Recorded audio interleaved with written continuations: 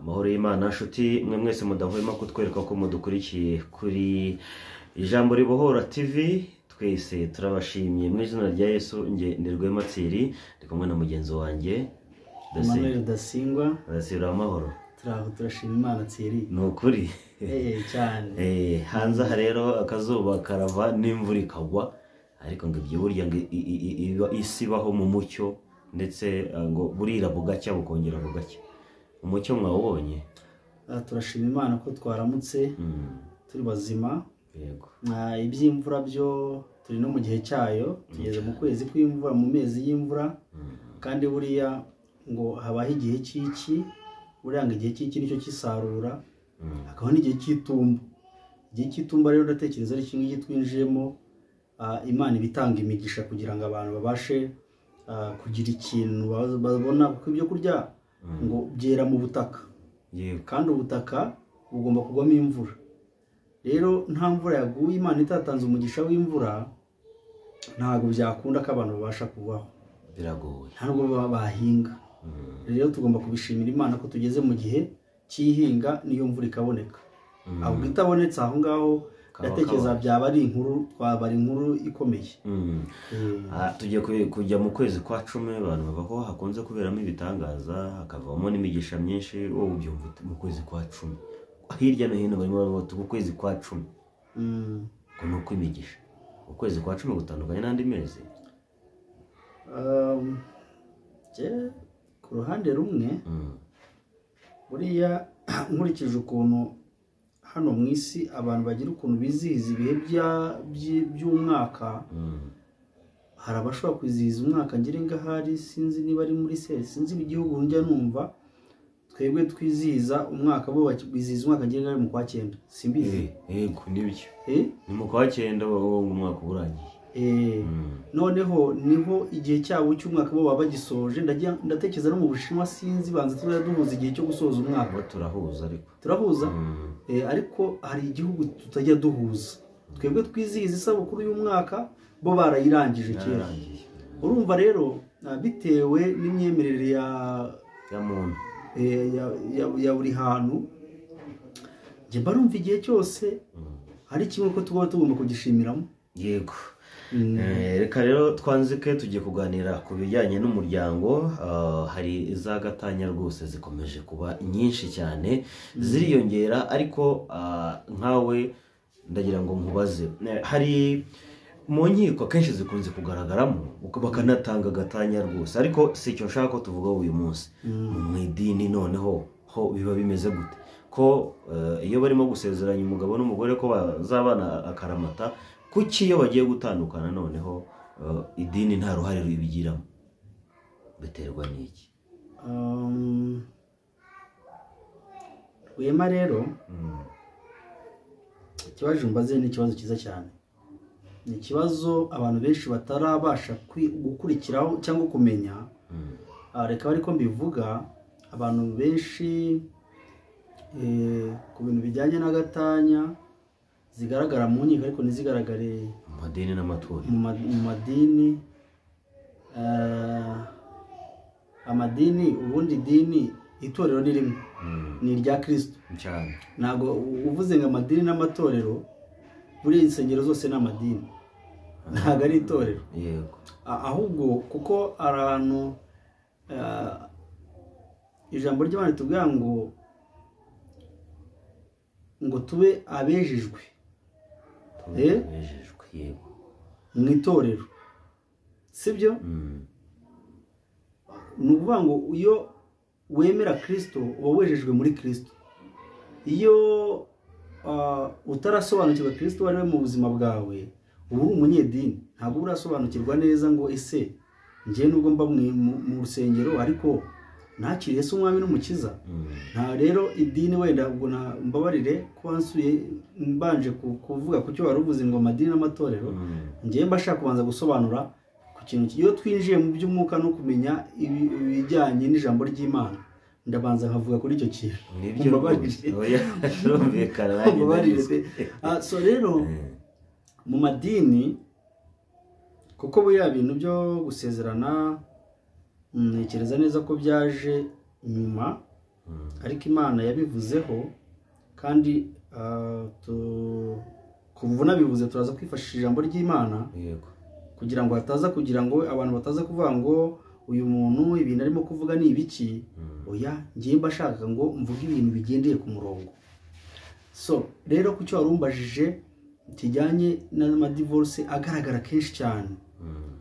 Amadivorce aragaragara, ariko uburyo agaragaramo hari tugiye muri Bibiliya tukajya muri Matayo ibice 19 uhereye ku murongo wa mbere ngenga kujya ku murongo wa 8, hari ahantu Yesu yabisobanuye neza. Ariko ubundi byaturutse, urabizi ko Mose niwe wahawe umuzingo w'ibitabo buriya.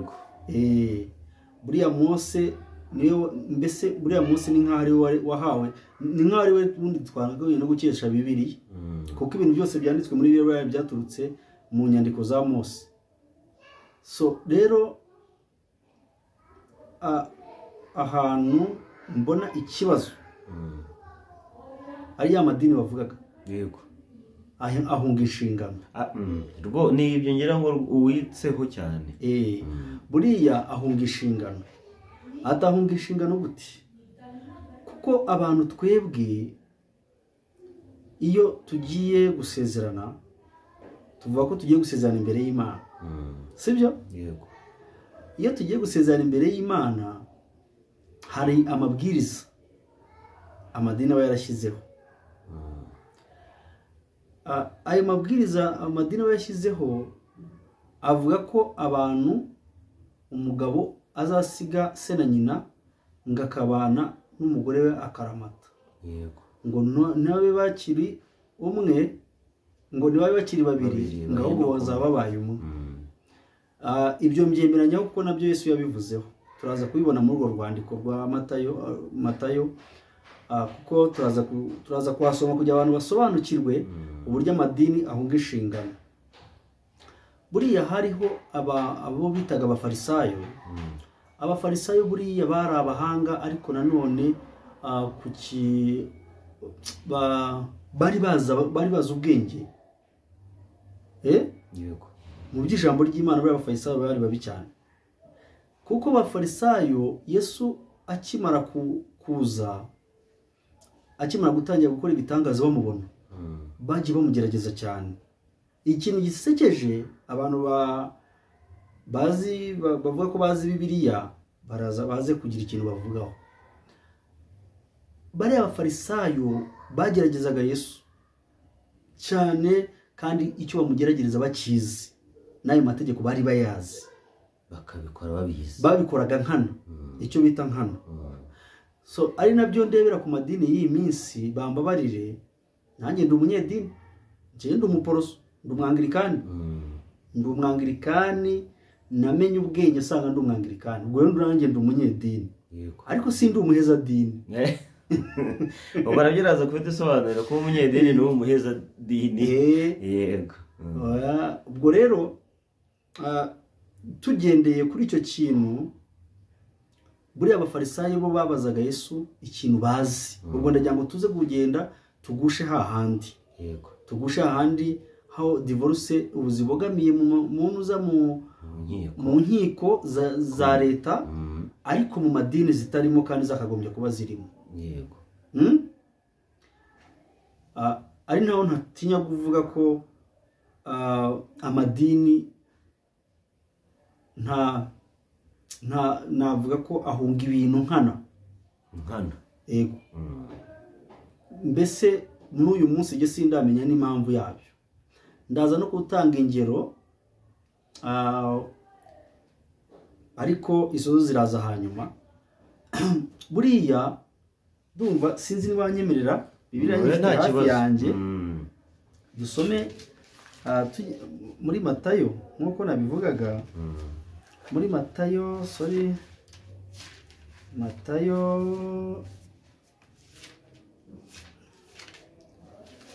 Matayo ibice 19. Buriya Yesu yabasobanuriye amagambo meza cyane. Niyo mpamvu ushaka ko twifashishira ijambo n'abandi babyumva nabo babyumvireho, bizadufasha cyane kugira ngo buri muntu wese asobanukirwe umurongo agomba kuba arimo.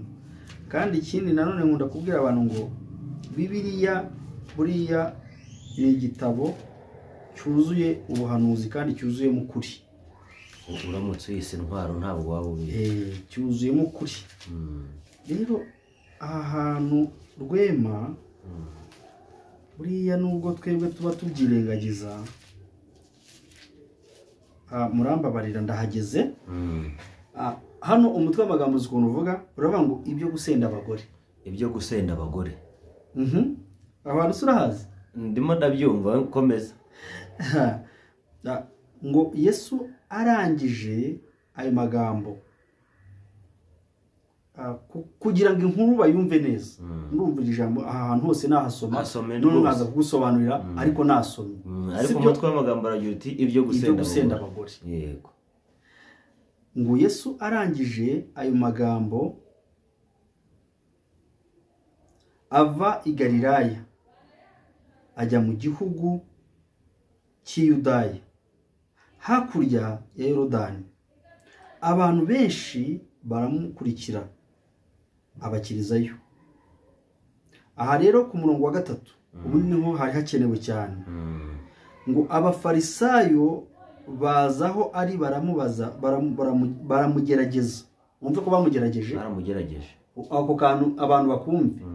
Ngo abafarisayo bazaho ari baramugerageza.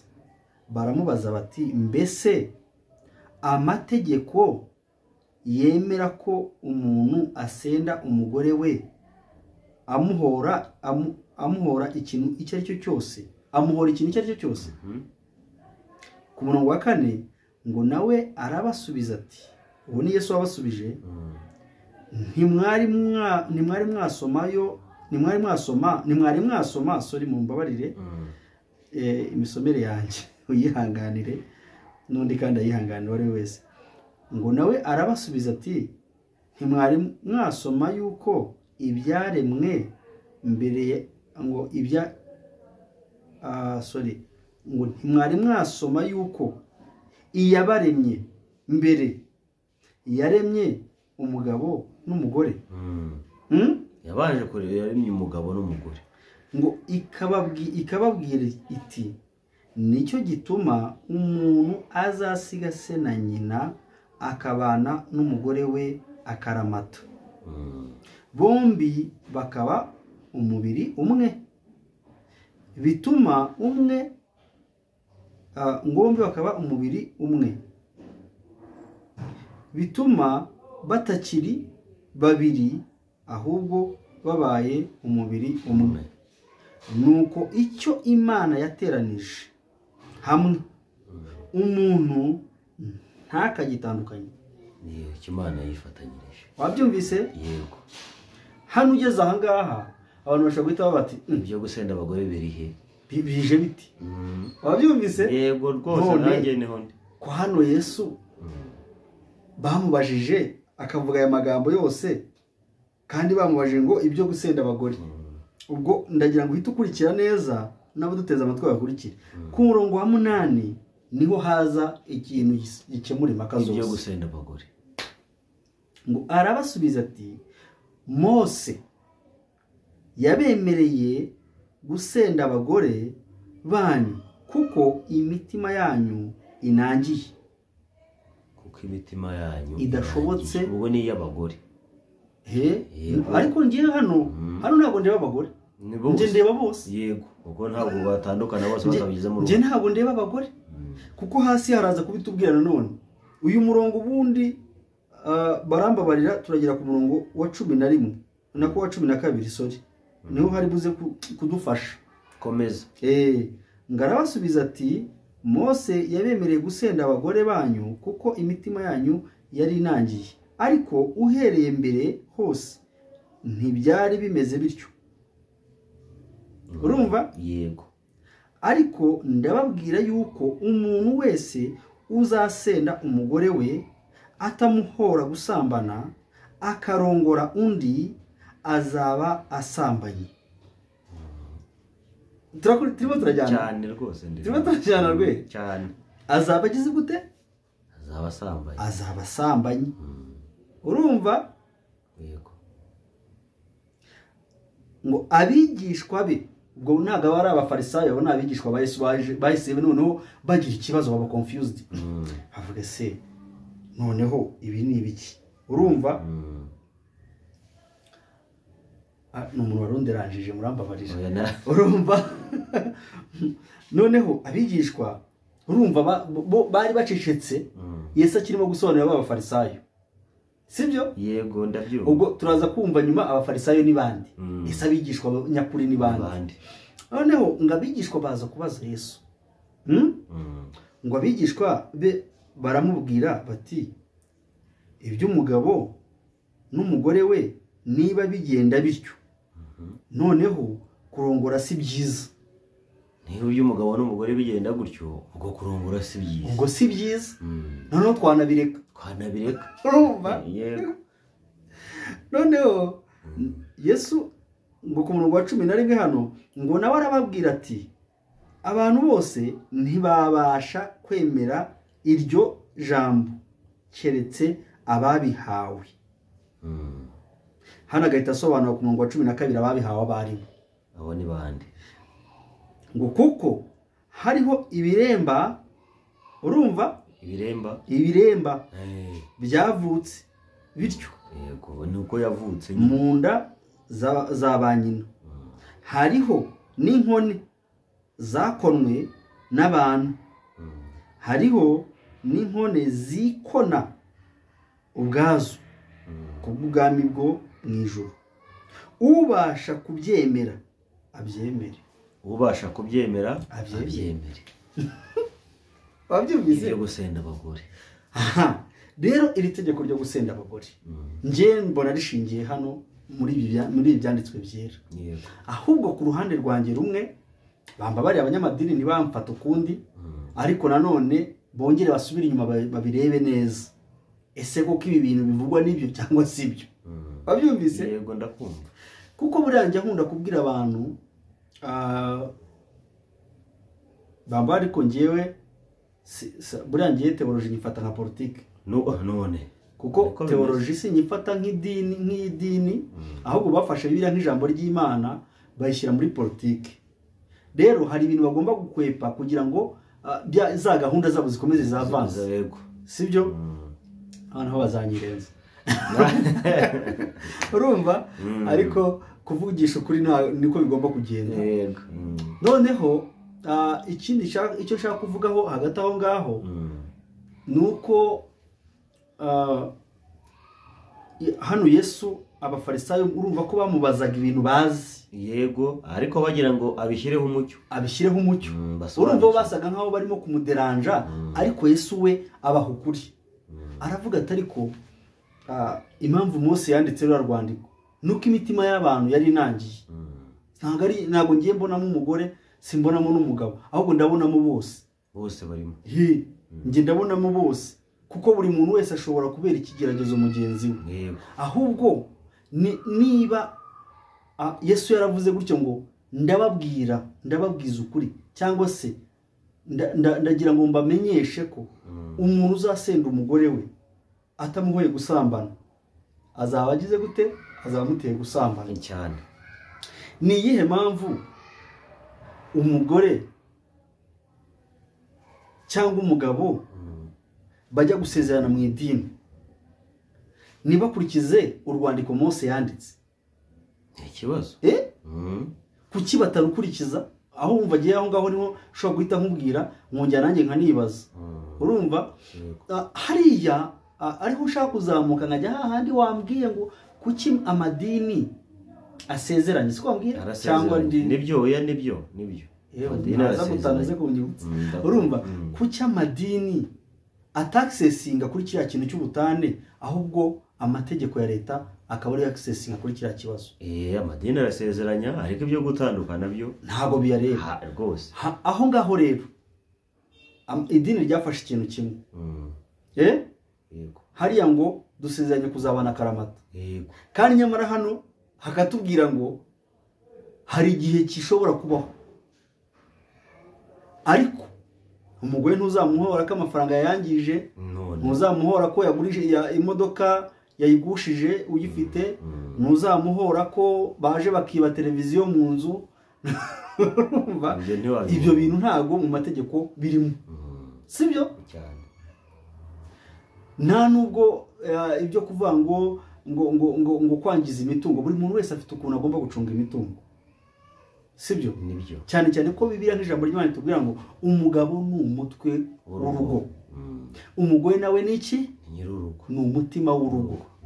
Ni ukuvuga ngo umutima iyo wapfuye, yego, byo ko byagenda kose n'umutwe urasinzira rwose, urumva? Rero igihe umutima ugikora kandi ugakora neza, uko byagenda kose ubwonko burakora. Rero igihe habayemo akabazo gatoya, Rwema ndagira ngo mbikubwire neza, ntago abantu buriya bajya bamenya ahantu ubutane buturuka. Ako Rwe ntago ugeze umbwira igihe turi bumare, ntaza gukurira umwanya. Oya reka tunda kumva we komeza. Urumva? So bivuze ngo impamvu leta yaccessinga kiriya kibazo, amadini yarakihungije kandi mu by'ukuri nabo birabariye. Buriya nje ntekereza neza yuko idini bibaye wenda reka mbivuge muri iyi minsi nibwo ndimo kugenda mbibona, ariko ntago namenye impamvu yabyo. Abantu bambabarire, ngewe nzi neza ko iyo turi mu ibihe turimo ni ibihe bitwereka ko Kristo ari hafi kugaruka, ari mu nzira arimo aragaruka, nuko tutazi igihe azatugeraho, ariko ibimenyetso byo birabitwereka. So bivuze ngo ahantu inkiko zirimo gukora uyu munsi, idini ryakagombye kuba ari byo birimo kuhakora. Urabihuza gute rero? Kuki babyihunza? Nduze ko ari ukubyihunza. Hakorwa iki kugira ngo nabo babyisangemo? Niba musezeranyije abantu, kuki se niba bibaye ngombwa ko batandukana, mwe idini kuki ritabigira mu ruhare? Kuki biharira leta gusa? Idini ryahunze inshingano. Birakwiye se? Ntabwo bikwiye, kandi ariyo mpamvu twasomye iri jambo. Ni ukuvuga ngo bakagombye kumenya ngo ese bari abantu batandukanye, bagafata bari abantu babiri, bikaza mu mategeko bakavuga ati y'idini y'amadini, bakavuga ati turashaka Emmanuel, urumva, Rudasingwa, n'umugore we, ariko sinshaka kuvuga umugore wanjye mu izina. Abantu batari banarabizi, njyewe mfite umugore, mfite umugore, ntabwo nyiri wa wundi muzi, byarahindutse. Mfite umugore kandi turashima Imana. Imana yangiriye neza. Ubwo abatari babizi bagiye guhita bamenya muri iki kiganiro, ubwo ni akadomo nkashyizeho. Wari uzi ko ari mu nzira n'undi, kuko hari nabo najyaga mbona kenshi. Ubwo nyine ndakubwira ati ibyo byararangiye. So rero buriya bakavuga ati turagukeneye, niba ari abashumba cyangwa ari parish council y'idini runaka, urumva, kavuga ati tugiye kwicara twige ku kibazo cy'aba bantu batarajya mu nkiko. Umva, urabona nk'ukuntu inkiko zivuga ngo igihe iki n'iki dusezeranya gutya na gutya, nabo bakavuga ngo igihe iki n'iki tugomba gukemura ibibazo by'abantu bashakanye muri iri dini, yego, sibyo? Kandi tugashaka ibimenyetso bigaragaza ko abantu batandukanye by'ukuri. Sicyo bashaka ko mubwira? Nicyo bashaka. Noneho barangiza bakavuga ati okay, bakicara bakaba igihe cyo kunga, nkuko buriya na leta n'ubirira bikora birunga. Inkiko buriya zirabikora zirunga. Bagafata igihe cyo kunga bakavuga ati muze, bakicara, wowe nawe mwapfuye iki, bakareba ikintu abantu bapfa, bakareba ikibatanya, igishaka kubatanya, bakabagira inama, bakareba niba icyo bapfa gituruka ku cyo Mose yabonye ko imitima y'abantu inangiye, urumva, yego. Bamara kukibona bakongera bakavuga ati se ko Yesu hano yavuze ati umuntu uzasenda umugore atamuhoye gusambana ntazamuteye gusambana cyane, niko Mose yavuze. Niko Yesu yavuze. Wumva Mose we yatanze itegeko, we yanditse urwandiko rwa byose, ariko Yesu we aza noneho avuga impamvu igomba gutandukanya abantu, abishimangira. Buriya Mose we yaje avuga, we yanditse hano biranditse, yego, we yaravuze ati umugore mu musende, niba ubona bitagenda neza, ubwo wenda n'urugero rwanjye, ariko sibyo? Ubwo hari buri kintu runaka we yagendereyeho, uko areba abantu bicana, uko areba ibiki n'ibiki, urumva. Noneho ariko icyabiteye ni ba bantu bumva ko bakorera Imana ariko batayikorera by'ukuri, bayibeshye. Urumva ari bo bafarisayo mvuga ko nibo n'undi byaturutseho, wabyumvise. Noneho ngiye nkibaza, ese sorry umbabarire, nandi nkiyemo nsobanura icyo kwibaza, nari ngiye kwibaza ku kindi ariko umbabarire, nari simbutseho gatoya, ndagira mbanze ndansoza icyo warumbwiye. Noneho barangiza bakavuga toke, iyi ni imiryango ibiri, ubwo ni umugore n'umugabo n'undi mugore n'umugabo, bakabicaza hamwe bakavuga mwebwe mupfiki, ni iki mupfa mu by'ukuri mugiye gutandukana kubiri nk'abantu, reka tubyite b'abakristo, nk'abantu mwaje mugasezerana imbere y'Imana, uretse ko n'ahantu Imana itaba na hano muri studio irahadusanga, no mu cyumba cyawe Imana muba muri kumwe, uragendana. Uzarebe niyo ugiye kujya mu rugendo urasenga uvuga ngo Mana ugendane nanjye, ntabwo ari bitari kumwe nawe. Njya nkunda no kubwira abantu bati buriya Imana nujya kubana n'umuntu warabanje kumubwiza ukuri kw'ibyawe byose, akemera ubukene bwawe, akemera ubukire bwawe, n'intege nke zawe, ariko 90% ubundi abantu banga ubukene. Urumva iyo umuntu yemeye ubukene bwawe, akemera imivukire yawe, akemera umuryango wawe, burya uriya muntu aba ari uwawe. Ariko umuntu mwabanye by force, muhatana, uriya muntu ntago ari uwawe. Uriya muntu uyimuhata umutwaye kubw'impamvu nta rukundo rubaye, kandi atabishaka. Yego, uramuhase. Njya mbwira abantu ngo umugore wubatse urugo agukunda, uwo mugore ntacyo mwapfa. Wabyumvise? Ntabigeranye mabigahinduka, ahubwo ntabwo bipfa guhinduka, ntabwo byapfa guhinduka. Ahantu hari urukundo uzarebe 90% abantu babanye bashakanye, bakundanye by'ukuri, nta buryarya burimo, nta gukurikira umuntu. Mushobora no kumara imyaka 10 muryaryana, cyane, kubera ko azi ko umwana wo kwa runaka b'abakire, akanga guturwa urugo rw'abakire, akavuga atoke njyewe nzabana na Rudasingwa uko byagenda kose, isajya Dubai, ise afite ibikorwa runaka muri Dubai, barifite, n'abakungu n'abakire, ngiye kugira ngo njye kwa Gafifuriya, kandi umutima we nyamara kwa wundi Gafifuriya ukunda Rwema. Bakobwa bashiki bacu, ibi bintu nibyo birimo kurangiza ingo muri iyi minsi. Rero kujya gushaka umuntu udakunze bitewe n'ibyo umukurikiye, buriya umuntu ugukunda Rwema mwana arya n'ubusa. Icyo nzi nuko akurwanira hato, agushyigikira mu byo ukora byose. Niyo umuryango we wakwanga, waragukunda cyane, umva akavuga ati uko byagenda kose Rwema ndamukunda sinzamureka. Wabyumvise cyane, kuko njye ngira n'abantu nkabwira abantu bapfa imitungo, ariko kubera ko Satani muri iyi minsi yafasha abakobwa abereka ko ngira ingahari ubwiza bwabo buri mu bintu, barwana nabyo. Rero urukundo rwimukiye, kandi nta handi urukundo rwimukiye ibintu, ni rwimukiye ibintu. Kandi nyamara wa mukene wita umukene, arakantu kamwe nigeze kumva abantu bavugaho ukuntu bavuga ngo umukobwa ngo yanze umusore w'umwarimu, ngo niba ari byo, ngo yanze umwarimu ngashaka ngo umusore ufite televiziyo, ngo ari kuri televiziyo, ngagiye kubona ngabona ngo wa musore ngo ngagiye kubona ngabona mwarimu ngari muri televiziyo. Yego, urumva? Ndumvise.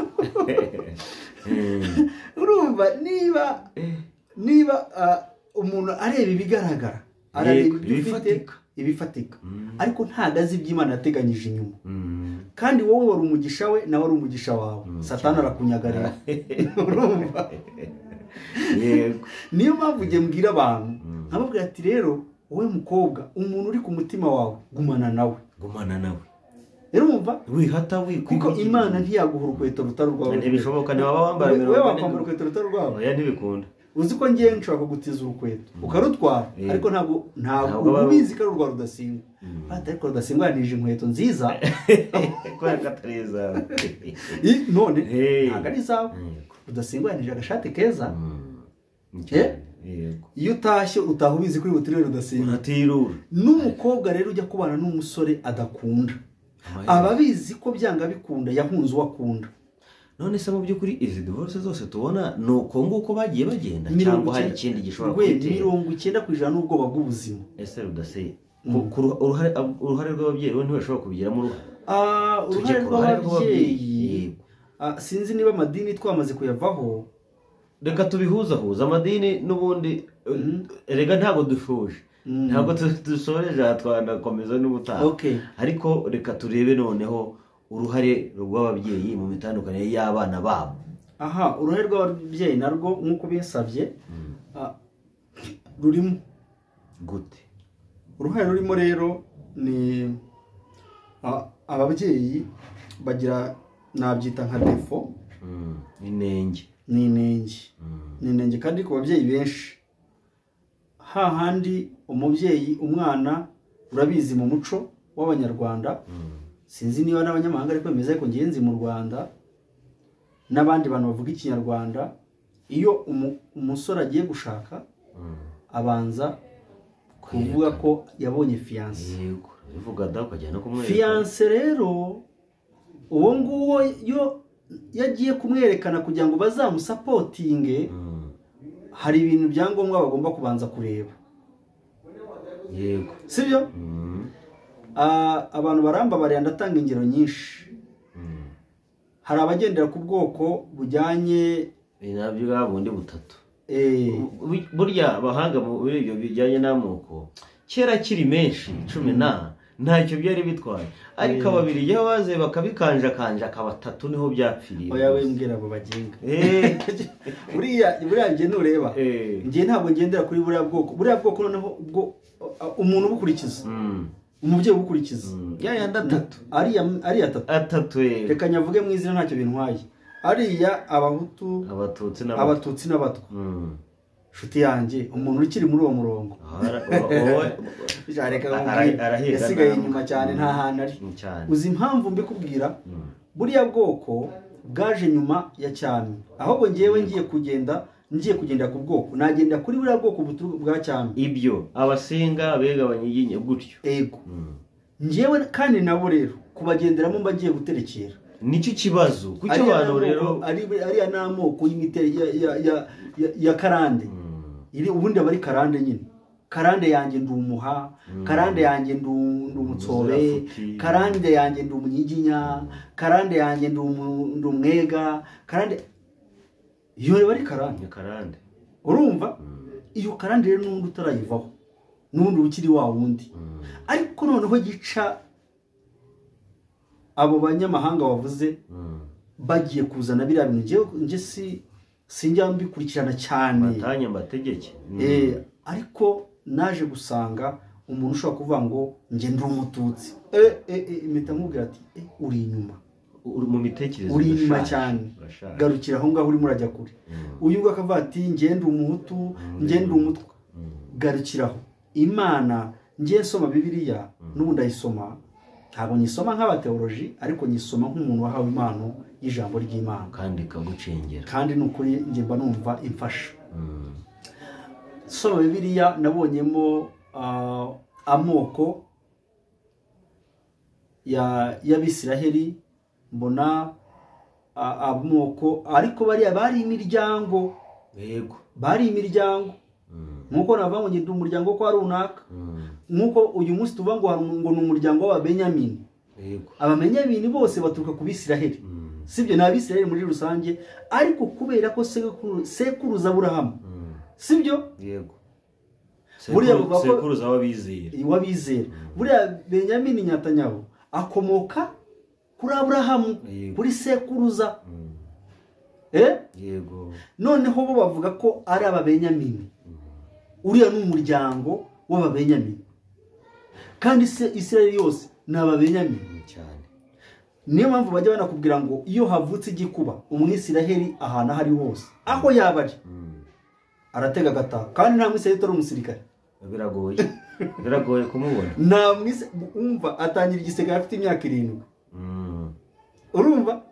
We abaza uburere mboneragihugu yarabwize yarize amateka y'igihugu cye avuga ati sometime nzarwanira igihugu ariko bagica abo ngabo bajya kuza ndumva twazabivugaho ikindi gihe reka tuzabivugaho ikindi gihe turacyari kuri gatanya kuri so rero ababyeyi bacu ahantu bipfira mu kuba uriya nuwahe uriya ntitumuzi ni mwene nde ese hatunze irinda niki ese uriya muntu na mwana wacu nujyayo ntabwo uzicwa n'inzara yego arafatika ijambo gufatika arafatika jye mu mbabarire wenda mutaza kugira ngo nibanze ku karere kamwe ahantu n'urugero ariko ubwo ni akarere kamwe k'iburasirazuba ako karere kamwe k'iburasirazuba ifite uturere twinshi hagira umuntu uza kuntera ubwo ni intara ubwo ni intara y'Iburasirazuba ubwo ni akarere kamwe mu tugize intara y'Iburasirazuba ubwo ni kamwe ntabwo mvuga ntabwo ngende butikinge ku karere ariko abantu bamwe batuzi cyangwa bagiye bahura nabyo barabizi umukobwa waho yagiye gushaka abanza kumenya ngo uriya muntu ni ubuhe bwoko ki kibaza ahantu bagiye gushaka ubwoko muri ya gatatu cyangwa ya yandi menshi muri ya gatatu mugenzi noneho hakabaho n'ikindi cyitwa akarere urumva yego no mu kahe karere uyu mwana no mu kahe karere uriya muhungu watuzanye no mu kahe karere ni mu burengerazuba uriya mukobwa watuzanye no mu kahe karere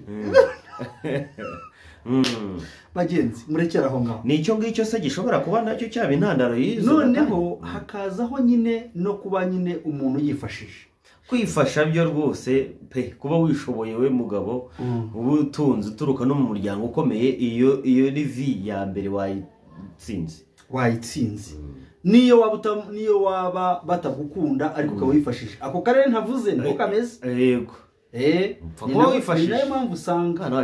niyo mpamvu usanga abakobwa bahuye bashatse abantu bo mu tundi turere bagakinaho babyarira nabi iwabo imana imbabarire urumva rero abantu bagerageze bave mu bintu byo kuko uyu munsi waba ukize ejo ugakena umuntu avuze ko iyo myumvire ishaje ntabwo yaba akosheje irashaje abanyarwanda irashaje abantu b'Imana ndababwiza ukuri ko ibi ntabwo ari ibintu bikigezweho ikintu cyitwa ubwoko bwo rwose ni muri Gehinomu ntabwo njye mbibona nk'ibintu nababwiye muri biriya nta hantu hari ubututsi nta hantu hari ubuhutu nta hantu hari ubutwa nta n'ahantu hari abanyiginya n'ibiki hari mu bwoko bw'Imana urumva hari mu bwoko bw'Imana abayemera bose ni ubwoko bwayo n'abana bayo rero umuntu udafite Yesu we ni kamera agenda muri bya bindi uriya ise ni umucuruzi acuruza amatewusi arafatika ubwo ndavuga no muri ba bandi kandi uriya ufite se ucuruza amatewusi buriya hari abantu batugoreweho abantu baturuka mu gice cya Ruhengeri ubwo navuga kuko bo barabizi ni abakiga bahene mu rukiga ni ukuvuga ngo bariya abantu baturuka mu rukiga kandi bigira n'Imana uburyo z'amafaranga ariko impamvu burya ngo bayagundira kugira ngo rizamuve ariko bayagundire ni meza urumva ko akubanisha n'umuntu ejo mugatandukana yatwaye cyane ntabwo aza kukagukunda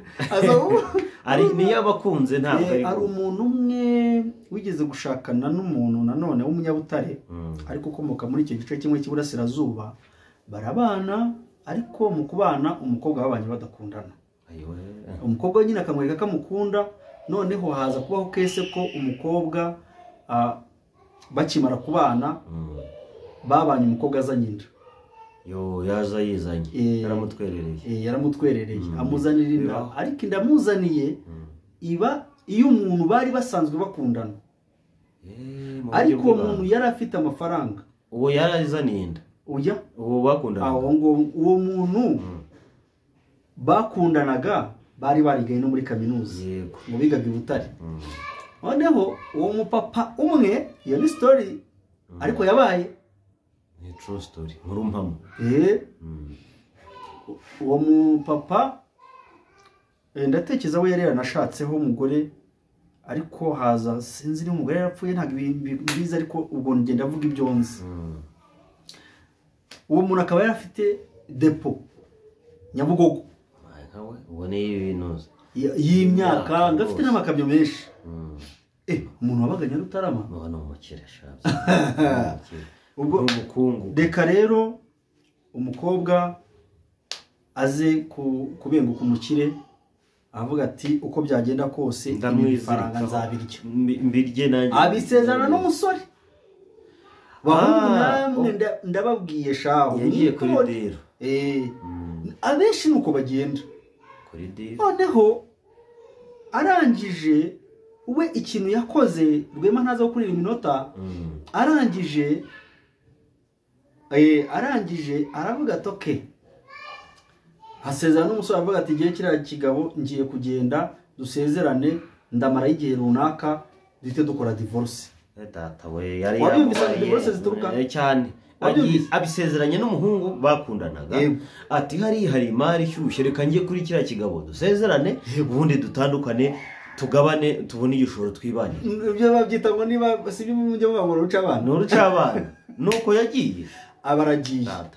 Umugabo arazazamye urumva umunyabutare wawe n'umunyanuza hirya aho ngaho urumva abaragiye barasezeranye amujyanye mu nzu Nyarutarama barabanye ariko ku munsi wa mbere aramwima ntibanoza amabanga y'urugo.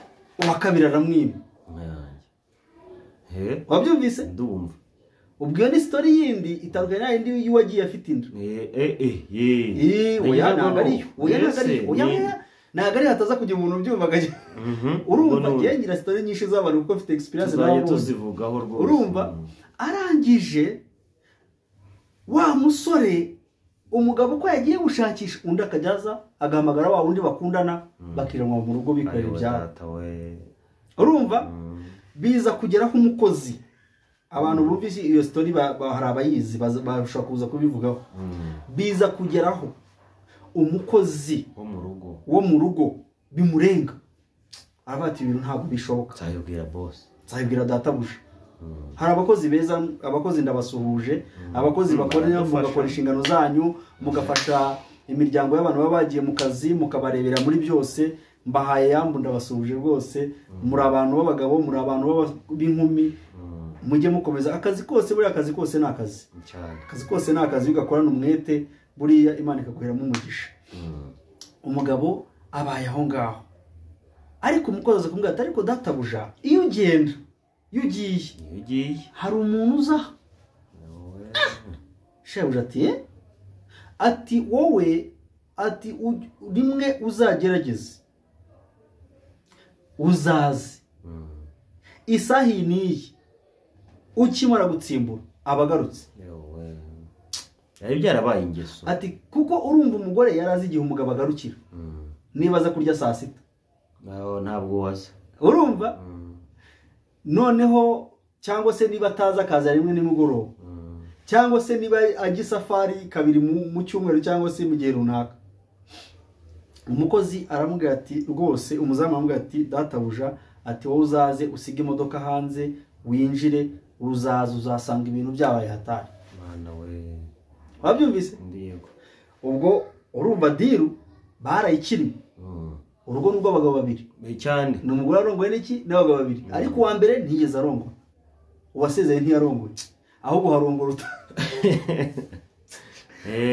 satani ni umugome. Urumva noneho urumva ibyo byose buriya hari ingo zubakwa na satani hakaba n'ingo zubakwa mu buryo bwa gikristo. Umuntu wese wubatse yarabanje gusenga Imana ngo Mana ndashaka umugore umufasha unkwiriye, Imana iguha umufasha. Abo bose wabonye niba abandi b'imitima inangiye nyine abo wumva nayo imitima inangiye. Niho Yesu noneho yavuze ati uzahora umugore uzirukana urugo atamuhe gusambana azamuteye gusambana. Yego. Nibivuze ngo umuntu wese wanyuze imbere y'idini cyangwa reka mbivuge mu buryo bwiza w'igitorero yakagombye kugira ikibazo akaza mu itorero. Ariko uriya muntu wabanye n'undi urumva anyuze mu itorero ntirikurikirane wa muntu icyo gihe nta torero rikiriho. Yego. hanyuma turimo kuganira ku musozo niki urimo abantu barimo kutwumva hano ku ijambo Ribohora TV hari uwawe ari muri nzira zo kujya muri gatanya niki wamubwira none ahangaha nk'inama wamugira ayirukanyira mu mategeko cyangwa abanze mu idini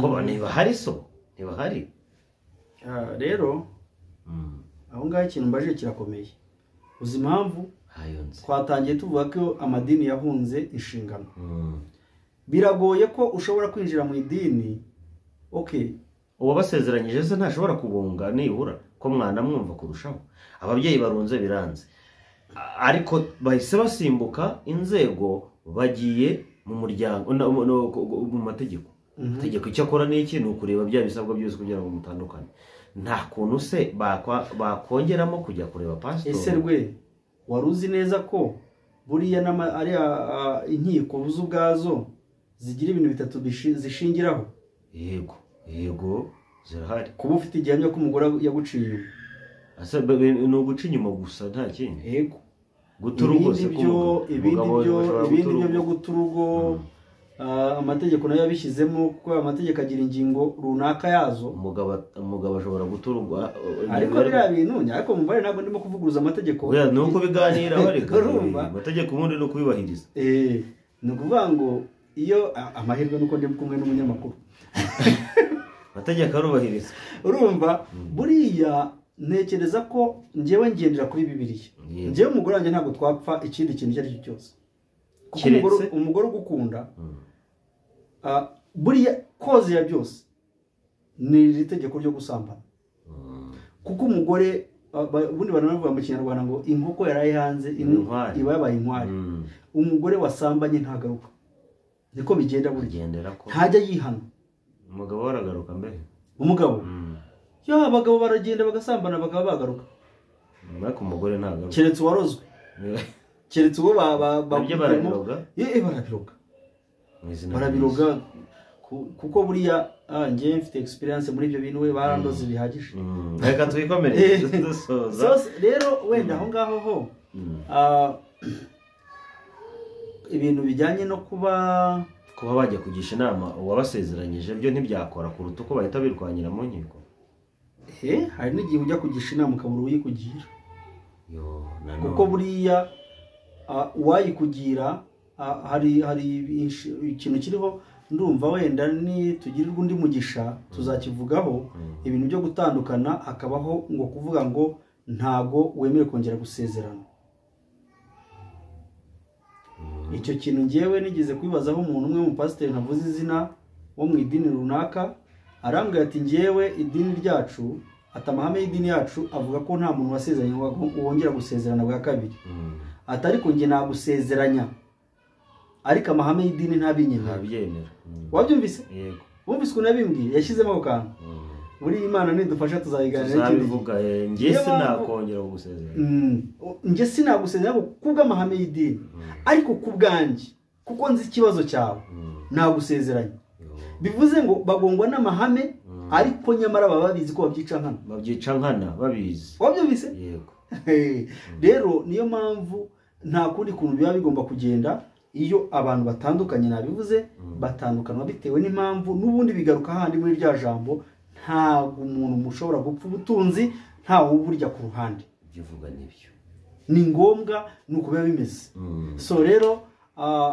niyo mpamvu mbwira abantu sengera umugore wawe mugomba kubana Imana iguhe umugore muzima iguhe umufasha nkuko Bibiliya bitubwira nawe mugore sengera umugabo nawe mugore sengera umukobwa sengera umugabo muzabana karamata nkuko Bibiliya bivuga kuko kubana karamata nibyo twese twifuza ariko apana ibyo mu idini bitubeshya njye ndi umunyedini ariko singendera sindi umuheza dini nkuko nabivuze yego so rero ngewe iyo ibintu bitameze neza ndabivuga n'ibintu bimeze neza ndabivuga so rero numvaga ibyo wambajije byose nibyo reka ngushimire wowe twabanye ku ijambo Ribohora TV ibiganiro byose nakagaruka tubasabe gukanda subscribe ibi kiganiro cyakunyuze gisharinge burya nta kintu bitwaye kandi waduha n'igitekerezo aho ngaho muri comment ngenderwe Matseri na Rudasingwa Emmanuel murakoze cyane Imana iguhe umugisha na Imana iguhe umugisha rwema kuba wanyakiriye ndatekereza ko tuzabana igihe kirekire. Imana ndahari idushoboza, n'ukuri. Imana yo mu ijuru ndabizi ko izabidufashamo, kandi iki kiganiro ndabizi abantu benshi barakingukiramo byinshi. Imana iguhe umugisha. Nezeye kuba turi kumwe. Amina.